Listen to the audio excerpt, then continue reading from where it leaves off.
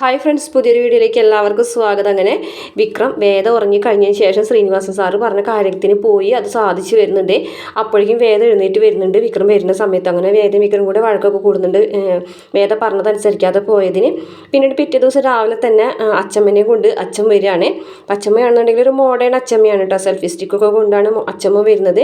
അങ്ങനെ എല്ലാവരോടും കുറേ വിശേഷങ്ങളൊക്കെ ചോദിക്കുന്നതിനിടയിൽ വേദന കാണാണ്. അപ്പോൾ ഒരു പെണ്ണും കൂടെ അവിടെ നിൽക്കുന്നുണ്ടല്ലോ, അത് ആരാണെന്ന് ചോദിക്കുമ്പോൾ വിക്രം സ്നേഹിച്ച് കല്യാണം കഴിച്ച പെൺകുട്ടിയാണെന്ന് പറയാനേ.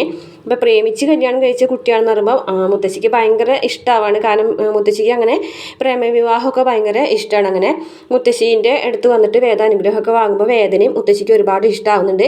അപ്പോൾ നമ്മുടെ നന്ദിനിയാണെന്നുണ്ടെങ്കിൽ ഇടയിൽ കൂടെ കുത്തിത്തിരിപ്പ് ഉണ്ടാക്കാൻ നോക്കുന്നുണ്ട് വിക്രം.